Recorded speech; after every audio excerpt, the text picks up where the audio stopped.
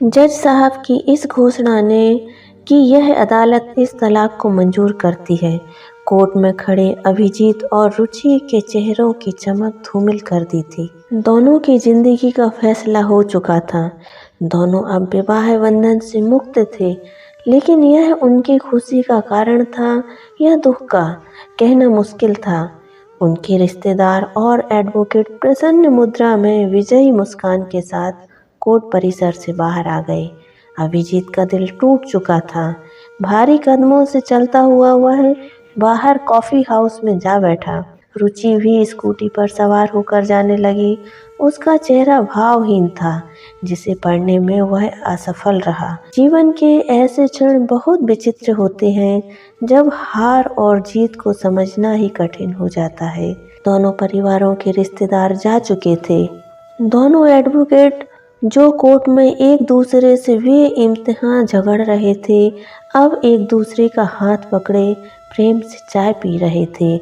किन की जिंदगी टूटी, किन के सपने बिखरे, किसी को इससे कोई मतलब नहीं था। सभी रिश्तेदार और परिजन अपनी आन और शान पर आई तोहमत को तलाक रूपी परिणाम में बदलकर अब रुखसत हो चुके थे। उनकी दखल अंदाजी की कोई संभावना नहीं बची थी। रुचि अब उसके सामने से गुजर रही थी। एक नज़र उसने अभिजीत को देखा। दोनों ठिठके भी, लेकिन शायद अहम की दीवारें भावनाओं से ज़्यादा मजबूत थी। वह स्पीड बढ़ाकर निकल गई। उसका आक्रोश शायद स्कूटी की स्पीड पर निकल रहा था। तभी तेज कर्कश आवाज़ गूंजी और अभिजीत ने रुचि की स्कूटी को सामने से आती कार से टकराते देखा। वह दौड़ पड़ा। रुचि सड़क पर बेसुध पड़ी थी। सिर से बहते खून को देखकर वह घबरा गया। फौरन उसे उठाकर ऑटो से अस्पताल की ओर दौड़ पड़ा। रुचि की आंखें मूंदती जा रही थी। अभिजीत का डर बढ़ता जा रहा था। अस्पताल में उसका इलाज शुरू हो गया, लेकिन उसे इस हालत में छोड़कर वह जाने को तैयार नहीं था। नियति के खेल भी कितने अजीब होते हैं। इंसान जब करीब हो तो दूर हो जाते हैं, और जब दूर रहने पर मोहर लग जाए तो नज़दीक आना संयोग बन जाता है। ज़्यादा दुखद पहलू तो यह था कि एक्सीडेंट की खबर उसके भाई और भाभी को मिल चुकी थी, लेकिन अभी तक दोनों का अस्पताल में आगमन नहीं हो पाया था। खून के रिश्ते अक्सर विपरीत अनुभव देते हैं। रुचि के माता पिता तो थे नहीं, बस भाई और भाभी थे। भाभी सुप्रीम कोर्ट के एडवोकेट से कम नहीं थी, और रुचि के बड़े जीजाजी भी कुछ ज़्यादा ही समझदार थे। हकीकत यह थी कि पीहर में उन दोनों की ही चलती थी, जिनकी सोच में भावनाओं से ज़्यादा जोड़ तोड़ के कारनामे छुपे होते थे। रुचि को होश आ गया था। वह असमंजस भाव से बोली, आप यहाँ क्यों? मुझे यहाँ नहीं होना चाहिए था। दुखी स्वर में अभिजीत बोला, आप जीत गए, मैं हार गई। इस शादी से मुक्त हो गए आप। एक बेपरवाह चरित्रहीन महिला के साथ यहाँ आपको और समय बर्बाद नहीं करना चाहिए। अभिजीत बोला, रुचि प्लीज़, पहले अपने आप को देखो। मैं क्रिमिनल, नालायक, दहेज का लोभी, तुम्हें टार्चर करने वाला। अब तुम मुक्त हो गई, मुझसे स्वतंत्र हो गई। जैसा मन करे खुशियों को महसूस करना अब। रुचि ने कोई जवाब नहीं दिया। कुछ समय ऐसे ही निस्तब्धता में निकल गया। फिर रुचि धीमे स्वर में बोली, पैर का ऑपरेशन नहीं करवाया ना आपने? नहीं, अब दर्द महसूस नहीं होता मुझे। अभिजीत शांत स्वर में बोला। रुचि बोली, क्यों? मैंने कसम दिलाई थी ना अपनी, वो तो मान लेते। अभिजीत बोला, मुझे ऑपरेशन से भी बड़ा काम करना था रुचि। आप कब समझोगे?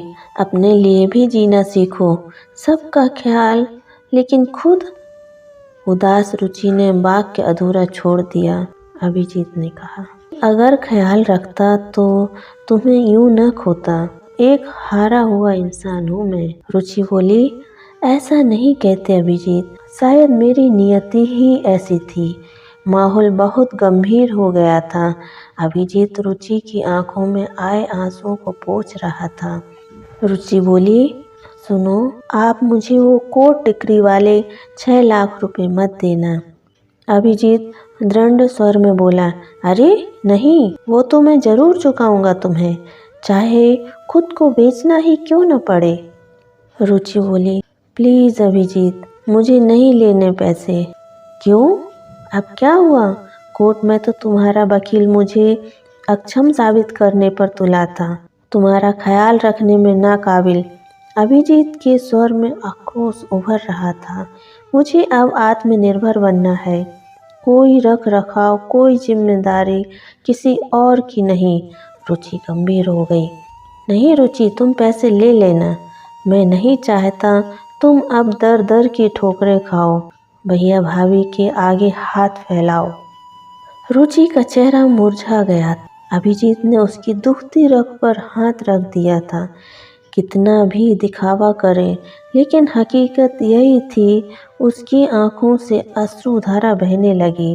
तभी डॉक्टर चेकअप के लिए आ गए।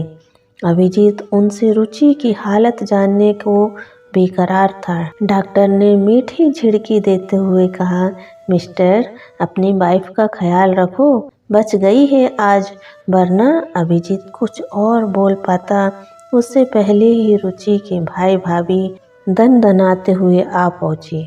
भाई अभिजीत पर गरजने लगा, मिस्टर, अब क्या जान लेकर ही मानोगे मेरी बहन की? अभिजीत खून का घूंट पीकर रह गया। वहां हंगामा खड़ा करना व्यर्थ था। भाई रुचि को समझा रहा था कि सब अभिजीत का ही किया धरा है। अभिजीत का वहां रहना अब और संभव नहीं था। रात के 9 बज चुके थे। बिस्तर पर पड़ा अभिजीत करवटें बदल रहा था। उसे आज जीवन का कड़वा सच महसूस हो रहा था। अचानक मोबाइल की घंटी बजी। स्क्रीन पर रुचि का नाम डिस्प्ले हुआ। अभिजीत ने तपाक से कॉल रिसीव किया। रुचि भर्राई आवाज में बोल रही थी, भैया ने बहुत गलत कहा आपके लिए, उनकी तरफ से मैं माफ़ी मांगती हूँ। छोड़ो ये सब, कैसी तबीयत है अब? कौन है तुम्हारे पास अस्पताल में? अभिजीत ने पूछा। रुचि बोली, कोई नहीं है, अकेली हूँ। खाना खाया या नहीं?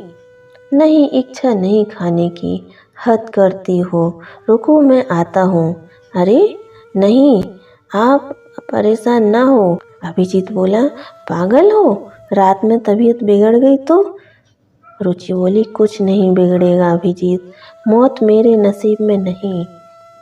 अभिजीत बोला, प्लीज़ रुचि, ऐसी बात मत करो, मैं अभी भी तुमसे बहुत प्यार करता हूँ। अभिजीत ने एक पल की भी देरी किए बिना अस्पताल का रुख किया। थोड़ी देर में वो रुचि के सामने था। होटल से उसने खाना भी पैक करवा लिया था। रुचि के चेहरे पर चमक साफ दिख रही थी। रुचि बोली, मुझे पता था आप जरूर आओगे। अभिजीत लाड़ से बोला, लो खाना खाओ पहले, कैसा हाल बना लिया है तुमने? रुचि बोली, नहीं, हालत तो आपकी ज़्यादा खराब है, दवा नहीं लेते आप? अभिजीत बोला, अरे दवा वगैरह सब लेता हूँ, पैसे भी हैं, अब 4 लाख जमा कर लिए हैं, वो तुम ले लेना। रुचि उसे निहार रही थी। भारतीय पति पत्नी का संबंध सदैव अप्रचारित किस्म का होता है। जरूरत के समय यह ज़्यादा प्रगाढ़ साबित होता है। रुचि हाथ धोना चाहती थी। अभिजीत ने उसे सहारा देकर उठाया और वॉशरूम की ओर ले जाने लगा। कुछ देर बाद दोनों खाना खाने लगे। मनपसंद सब्जियां देखकर रुचि पूछ बैठी, आपको अब भी याद है मुझे क्या पसंद है? क्यों, तुम्हें क्या लगता है कि मैं तुम्हें भूल सकता हूँ? अभिजीत ने भावपूर्ण स्वर में पूछा। रुचि मौन रही। दोनों खाना खाने लगे। अभिजीत ने उसे सहारा दे रखा था, सहारा शारीरिक, मानसिक और आत्मिक, जिसकी जरूरत प्रायः सभी को रहती है। कुछ पल की मौन स्तब्धता के बाद अभिजीत बोला, रुचि मेरी एक बात मानोगी? रुचि बोली, क्या? उम्मीद की झलक महसूस हो रही थी। वापस चलो तुम, मुझे तुम्हारी ज़रूरत है।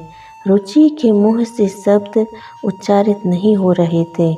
उसका सिर अभिजीत के सीने से सट गया। अभिजीत ने उसे बाहों में भर लिया। पूर्व में हुई गलतियों को दोनों ने समय रहते सुधार लिया था। दोस्तों, पति पत्नी का रिश्ता ऐसा ही होता है। कुछ उतार चढ़ाव जिंदगी में आते हैं, पर उसे प्यार से सुलझाने का एक प्रयास जरूर करना चाहिए। आपको यह कहानी कैसी लगी कमेंट करके बताइए। चैनल को सब्सक्राइब कीजिए, वीडियो को लाइक और शेयर कीजिए। फिर मिलेंगे दोस्तों। नमस्ते, जय हिंद, जय भारत।